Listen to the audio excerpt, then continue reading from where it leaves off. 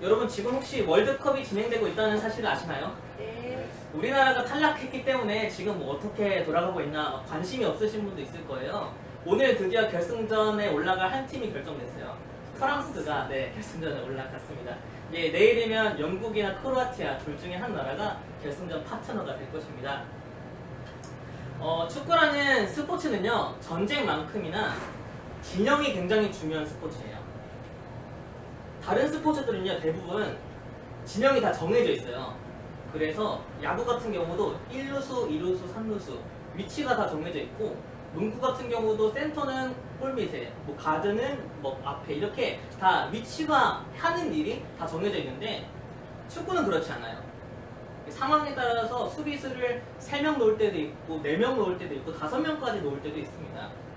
팀에 따라서 우리 팀은 가운데에 집중하는 팀이 있고, 우리 팀은 가운데보다는 측면에 더 많은 힘을 두는 그런 팀이 있어요. 그러니까 축구라는 스포츠는 진영을 어떻게 짜느냐, 그리고 상대방에 따라서 우리의 그 진영을 어떻게 하고 선수를 어떻게 배치하느냐, 그게 굉장히 중요한 스포츠입니다.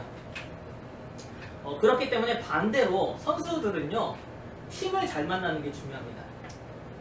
감독을 잘 만나는 게 중요해요. 나는 달리기가 빨라서 측면에 공격수로 뛰어야 되는데 팀은 그걸 원하지 않는 거예요. 너는 수비수로 뛰어라 그러는 거예요. 그러면 자기한테 안 맞는 옷을 입고 있는 거고 실력을 발휘할 수 없는 거죠. 그렇기 때문에 선수들에게는 나한테 잘 어울리는 위치, 진영에서 그렇게 뛰는 게 참 중요합니다. 그런 의미에서 우리나라 월드컵을 지금 뭐 설계 시간이지만 잠깐 평가해 보시면, 대부분 이제 전문가들은 첫 번째 경기가 진영을 잘못 짰다, 그게 실패했다라고 많이 얘기를 하더라고요.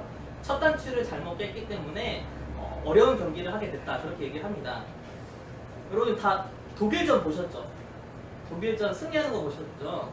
그 경기는 정말 잘 싸웠는데 그때만큼이나 첫 경기부터 잘했으면 얼마나 좋았을까, 뭐 이런 생각을 해봅니다. 그런데 우리나라 선수 중에 유독 마음고생 많이 한 한 선수가 있습니다. 수비수. 누군지 아시죠? 결정적인 실수를 항상 저질러가지고 팀의 패배를 원인이라고 지목된 그 수비수가 있어요. 월드컵이 끝나고 나서도 모든 비난의 화살이 그 선수에게 쏠렸습니다. 근데 그 선수가요, 월드컵을 준비하는 과정 중에 굉장히 큰 스트레스와 어려움을 겪었습니다. 왜냐면 우리나라가 월드컵을 준비하면서 감독이 바뀌었거든요. 근데 감독이 바뀌고 전술이 바뀔 때마다 그 선수가 너는 이번엔 측면에서 뛰어라, 아니다, 너는 이번엔 수비수다, 너는 수비수가 아니고 미드필더로 뛰어라, 이렇게 계속 자기 위치가 바뀌는 거예요. 다른 사람에 비해서. 내 장점은 이건데 내 의사와 상관없이 다른 사람이 넌 이렇게 해라, 저렇게 하는 거에 막 휘둘리고 좌지우지 되다가 스트레스를 받고 결국 실력 발휘를 잘 못하게 된 거죠. 또 결과는 어떻습니까? 결과의 모든 비난의 화살을 그 한 선수가 다 받았어요. 그러니까 이 사람이 축구 국가대표라는 사실을 떠나서 한 개인으로 보자면 참 힘들고 안타까운 월드컵을 보낸 거죠. 또 한 사람이 있습니다. 이 한 사람은 스스로 자기의 인생을 결정할 수 없었던 사람입니다. 그 한 사람을 향해서 수많은 사람들이 지금 달려들고 있고요. 죽이려고 하고 죄인이라고 하고 너는 이쪽으로 가라, 아니 너는 저쪽으로 가라, 여기서 재판받아라, 저기서 재판받아라, 그렇게 자기의 힘으로는 아무것도 할 수 없는 그 사람이 있습니다. 바로 오늘 말씀에 나오는 바울이라는 사람의 이야기입니다. 바울을 향한 지속적인 고발, 그리고 계속되는 살인 음모가 지금도 진행되고 있고 지금도 겪고 있습니다. 처음에 바울은요, 첫 번째 재판을 받을 때 분명히 무죄 판결을 받았어요. 천부장에게 무죄 판결을 받았지만 자기 의사와 상관없이 풀려나지 못했고 총독에게 가게 됐습니다. 그리고 총독에게 가는 길에 암살 음모를 한번 겪게 되었습니다. 이제 가이사랴로 갔어요. 또 총독 앞에 섰어요. 또 재판을 받는데 무죄가 나온 거예요. 근데 바울을 풀어주면 유대인들이 난리가 날까봐 또 풀어주지 못하고 어영부영 그렇게 시간이 오래 지났습니다. 그리고 오늘 본문에 보면 새로운 총독이 등장합니다. 자, 이 새로운 총독은 베스도라는 총독이에요. 이 총독은 이제 부임하자마자 유대인들의 마음을 얻기 위해서 예루살렘으로 갑니다. 본문에 보시면 오늘 예루살렘에서 한 8일에서 10일 정도 머물렀다가 이제 가이사랴로 돌아간다고 그렇게 성경은 기록합니다. 그런데 이제 가이사랴에서 이제 예루살렘에 왔던 이 총독에게 유대인들이 고발하는 거예요. 바울을 좀 데려와라. 여기서 우리가 바울에게 재판을 하자. 사실은 이렇게 가이사랴에서 예루살렘으로 오는 길에 또 암살하려고 부르는 거였습니다. 근데 이번에는 이 총독이 그걸 거부해요. 딱 잘라 거부해요. 그리고 난 이제 곧 가이사랴로 가니까 고발할 내용이 있으면 따라와라. 거기서 재판하자. 그런데 집요한 유대인들이 또 따라갑니다. 따라가서 또 재판을 벌여요. 바울은 또 재판장 앞에 섰습니다. 바울 입장에선 정말 짜증나는 상황이에요. 도대체 몇 번을 재판장 앞에 서야 되고 내가 분명히 무죄 판결을 받았는데 유대인들 때문에 풀려날 수도 없고 그래서 갇혀있는데 또 고발하고 그래서 또 재판 섰는데 또 무죄 근데 또 풀려나지 못하고 갇혀있고 또 재판받고 이 일이 계속 반복되는 거죠. 정말 짜증나는 상황인 거죠. 하지만 바울은 스스로 풀려날 수 없습니다. 아무것도 할 수 없습니다. 자기 스스로 인생을 결정하지 못하는 처지에 놓이면 바로 이런 상황이 벌어집니다. 짜증납니다. 힘듭니다. 아무것도 할 수 없습니다. 끌려다니면서 살아야 됩니다. 유대인들이 멈추기 전에는 바울은 이 재판과 그리고 또 판결 그리고 또 갇혀있는 이 생활을 쳇바퀴처럼 계속 진행해야만 합니다. 오늘 본문 내용 역시 정말 의미 없는 고발과 또 의미 없는 재판들을 바울은 또 하고 있는 겁니다.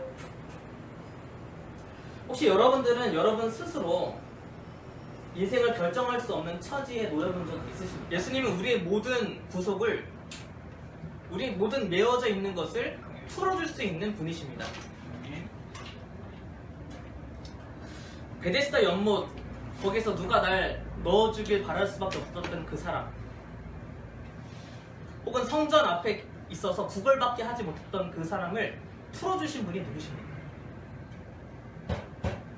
우리는 이 사람들처럼, 이 성경에 나온 이 사람들처럼 지금 우리에게 구속당하진 이 모든 것을 풀어달라고 예수님께 간절히 기도해야 합니다. 정말 예수님의 옷깃만 스쳐도 내가 나을 수 있다라고 생각해서 처절하게 예수님께 달려갔던 그 사람을 한번 생각해 보십시오.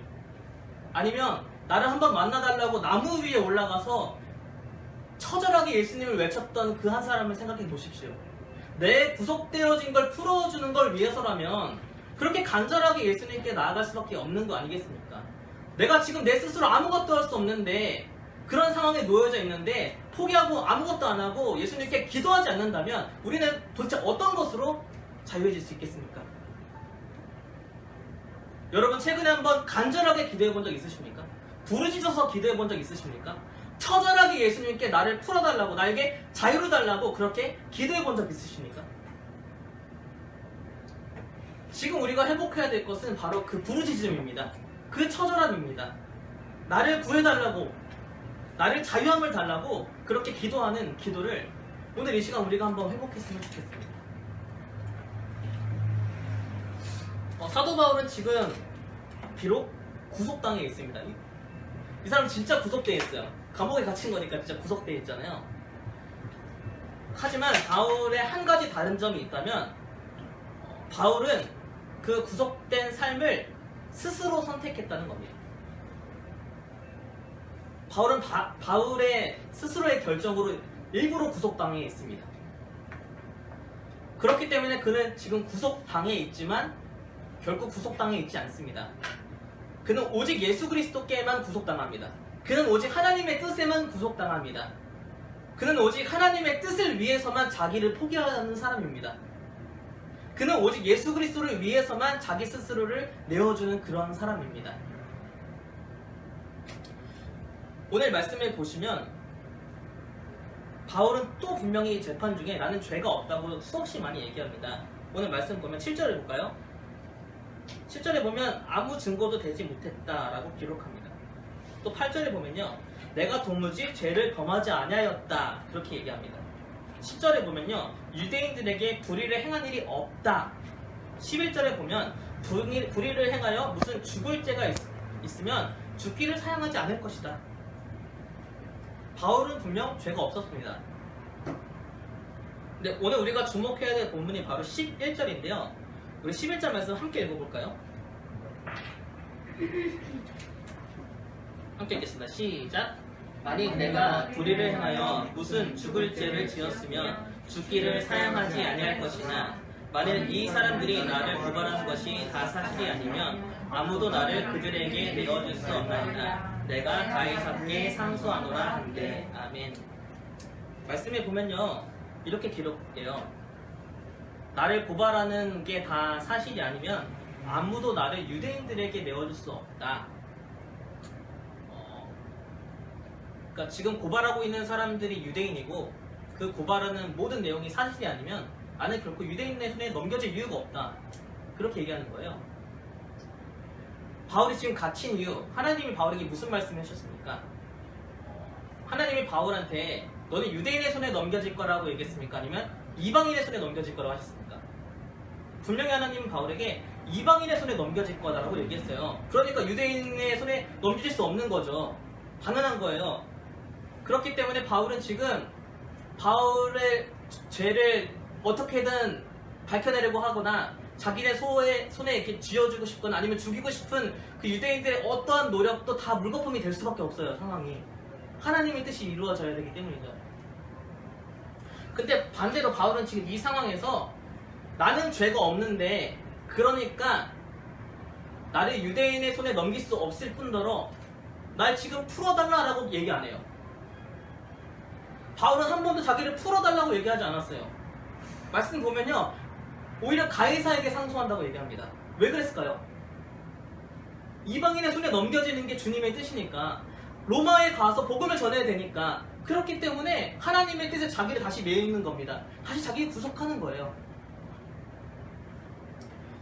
이방인의 손에 넘겨지기 위해, 그리고 로마에 가서 복음을 전하기 위해서 지금 또 가이사에게 상소하고 자기 자신을 하나님의 뜻에 구속하고 있습니다.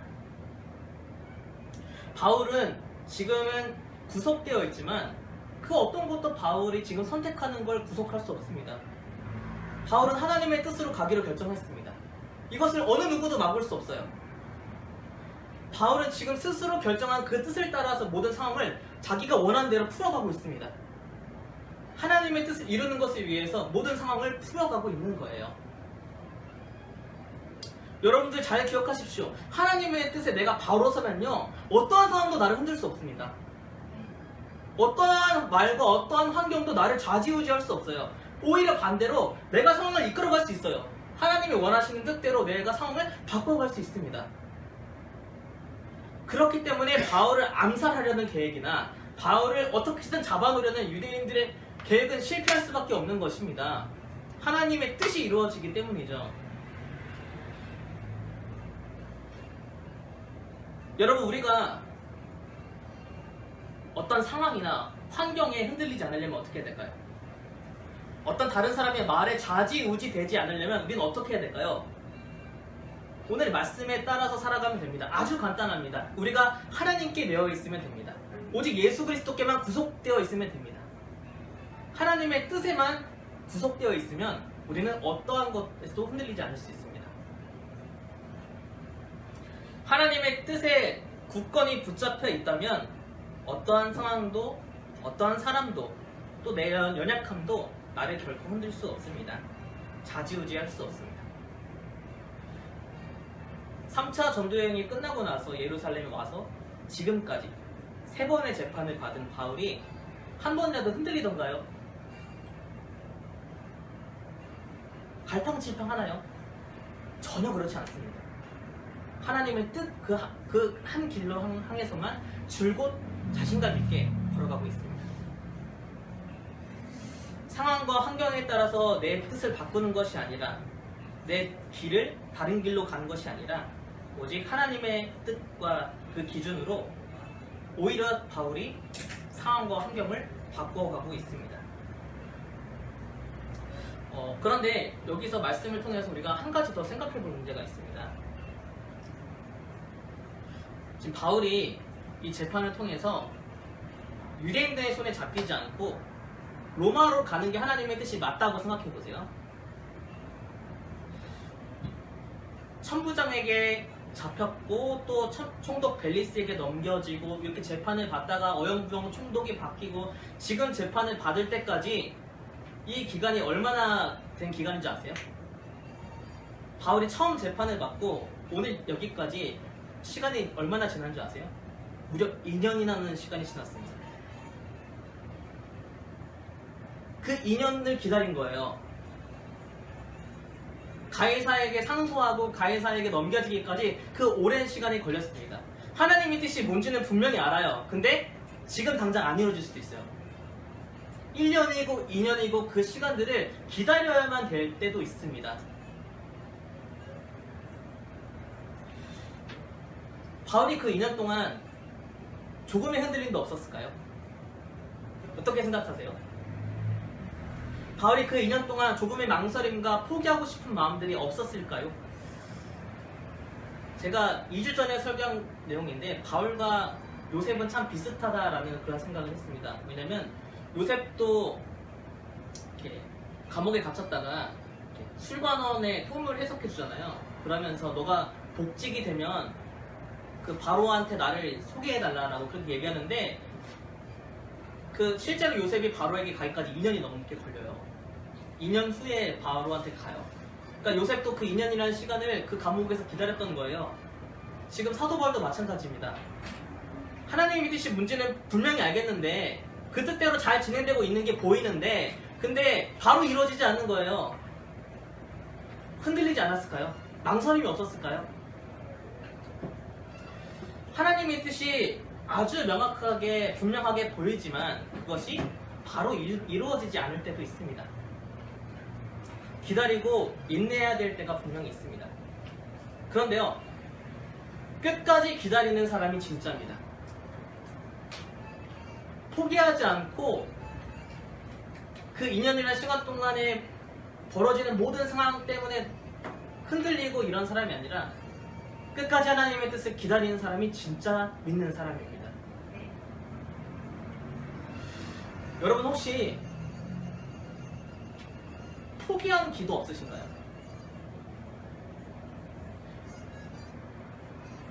하나님의 뜻이 이건지 분명히 알겠는데 바로 이루어지지 않으니까 살짝 변질됐던 거 없으신가요? 아니면 지금 여러분들이 하나님의 뜻이라고 생각하는 게 1년이 되고 2년이 돼도 이루어지지 않는다면 끝까지 그 뜻을 붙잡고 갈 수 있겠습니까? 우리에게 2년은 너무 금쪽같은 시간이잖아요. 특히 우리 젊은 청년들한테 2년은 너무 소중한 시간이잖아요. 근데 그 2년을 버려야 돼요. 오직 하나님의 뜻에만 붙잡혀 있고 아무것도 하지 못해요. 그 2년을 하나님을 위해서만 버릴 수 있겠습니까?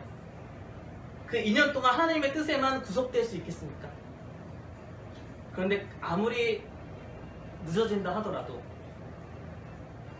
정말 오래 기다려야만 함에도 그래도 잘 기다려서 끝까지 그 믿음을 향해서 걸어가는 사람만이 하나님의 뜻이 성취되는 것을 맛볼 수 있습니다.